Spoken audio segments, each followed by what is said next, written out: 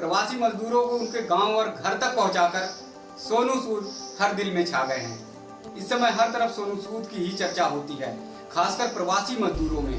उनकी सुबह सोनू सूद के नाम से होती है और शाम सोनू सूद के किस्से और कहानियों से ढलती है। हर बार बस सोनू सूद के नाम की चर्चा करते हैं। किस प्रकार से सोनू सूद ने उन्हें बसों में बिठाया, उनके खाने पीने के सारे इंतजाम किए, उन सब की चर्चा करते हुए प्रवासी मजदूर आज थक नहीं रहे। इसीलिए द न्यूज नॉन स्टॉप ने सोचा कि सोनू सूद की जिंदगी के कुछ पन्ने को पलटा जाए, कुछ पिछली कहानियों को देखा जाए कि आखिर सोनू सूद के अंदर इस तरह की भावना कैसे आई। दरअसल पंजाब के मोगा गांव से निकलकर सोनू सूद की उम्मीदें कुछ और थीं और परिवार की उम्मीदें कुछ और थीं। क्योंकि उनके पिता व्यापारी थे, कपड़े का कारोबार था, तो वो चाहते थे कि सोनू सूद कपड़े का कारोबार शुरू करे, परिवार के पैतृक व्यवसाय और बिजनेस को संभालने का काम करें और इसी में लगकर जिंदगी की गाड़ी को आगे बढ़ाए। मगर सोनू सूद के जिंदगी में तो कुछ और लिखा था। देश और दुनिया में छा जाना था, प्रवासी मजदूरों के दिलों में जगह बनानी थी और इसीलिए सोनू सूद एक्टिंग की ओर निकले और मॉडलिंग से शुरुआत करते हुए एक्टिंग के क्षेत्र में बढ़े।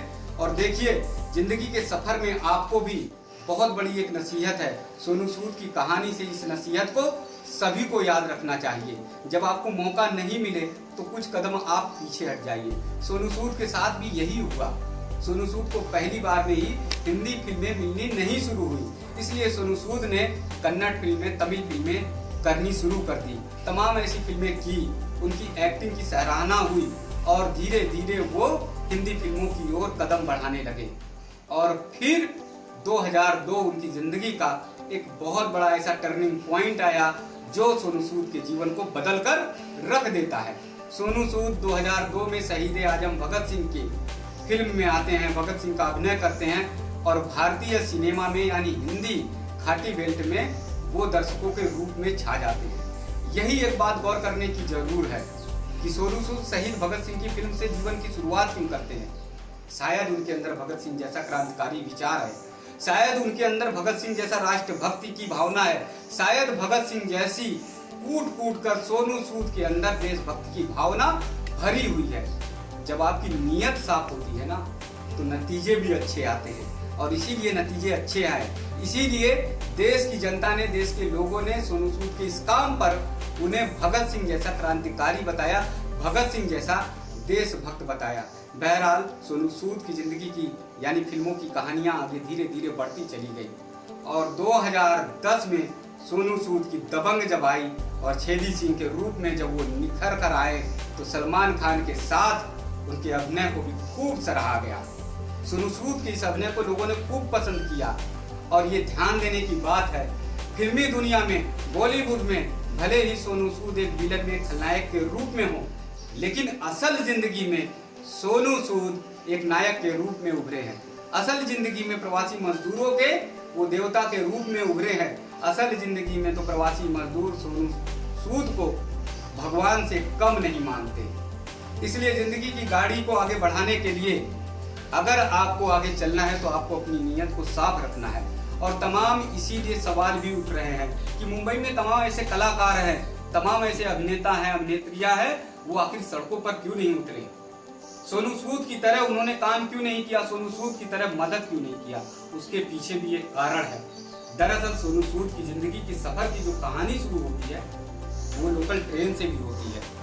वो ट्रेन में बैठकर जब यात्रा करते हैं तो कई बार उन्हें बाथरूम के पास जो गली है, गैलरी है, वहां पर भी उन्हें सोना पड़ता है, वहां पर भी उन्हें बैठना पड़ता है, वहां पर भी उन्हें ठहरना पड़ता है।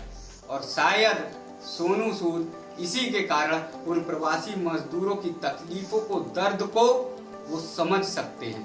क्योंकि जिस जगह ट्रेन के बाथरूम के पास बैठना होता है वहां पर कोई भी आता है तो लात मारकर आगे निकल जाता है, कोई भी आता है झिड़क कर चला जाता है, कोई भी आता है अपमानित करके चला जाता है। सोनू सूद की आंखों से ये सारे मंजर गुजरे हुए थे और शायद इसीलिए उन्होंने मन में निर्णय लिया था कि जब भी कभी मौका लगेगा तो इन प्रवासी मजदूरों की मदद दिल खोलकर करेंगे। और इसीलिए सोनू सूद ने कई बार कहा भी कि जिन मजदूरों ने बड़ी बड़ी इमारतें बनाई, जिन मजदूरों ने फिल्म इंडस्ट्रीज में बड़े काम किए, बड़े बड़े सेट बनाने के काम किए, मुझे देखकर इन्हें आंखों में आंसू आ गए कि आज ये पैदल हैं, आज ये अपने घर को लौटने के लिए मजबूर है और इसीलिए मैं उनकी मदद के लिए आगे आया हूँ और इसीलिए सोनू सूद ने मदद की। खास बात एक और है, सोनू सूद प्रवासी मजदूरों के कारण छा तो गए, लोगों के दिलों में छा गए, एक नई पहचान बनी। अभिनेता से एक नई पहचान बनी कि सोनू सूद के मन में सेवा भावना है, देश की भक्ति की भावना है, प्रवासी मजदूरों के दर्द और तकलीफ की भावना है। मगर इससे पहले भी सोनू सूद काम करते थे। इससे पहले सोनू सूद जब लॉकडाउन हुआ था, कोरोना वायरस का संक्रमण हुआ था, तो अपनी दोस्त नीति गोयल के साथ वो सड़कों पर निकल जाते थे, लोगों से पूछते थे भोजन के लिए, लोगों से पूछते थे पानी के लिए, लोगों से पूछते थे मदद के लिए। लगातार वो कर रहे थे। ना उनके पीछे कोई मीडिया थी, ना कोई फ्लैश चमकता था, ना कोई कैमरा क्लिक करता था, क्योंकि सोनू सूद का सिर्फ मकसद था इंसानियत का। सोनू सूद का सिर्फ मकसद था कि उन प्रवासी मजदूरों को यानी गरीबों को मदद करने का, उनको भोजन देने का, और इसीलिए मदद कर रहे थे। एक देखिए नेक दिल, एक मन, एक भाव कैसे होता है। सोनू सूद ने इससे पहले अपने होटल को कोविड-19 यानी डॉक्टरों के ठहरने के लिए रख दिया था। जिस कोरोना वायरस से आज पूरा देश बचने की कोशिश कर रहा है, जिस कोरोना वायरस से के संक्रमण से बचने के लिए लोग घरों में कैद अपने आप को बचाने की कोशिश कर रहे हैं, उसी कोरोना वायरस के जंग में सड़कों पर उतरकर सोनू सूद लोगों की मदद करते हैं, लोगों का सहयोग करते हैं और इसीलिए पूरा देश उन्हें कहता है कि सरदार भगत सिंह जैसी देशभक्ति है। इसीलिए सोनू सूद से कहता है कि सरदार भगत सिंह जैसी उनके अंदर राष्ट्रभक्ति है और इसीलिए सोनू सूद को हर कोई सलाम करता है। सोनू सूद की ये कहानी अगर आपको अच्छी लगी है तो द न्यूज नॉन स्टॉप के कमेंट्स बॉक्स में जाइएगा और जरूर हमें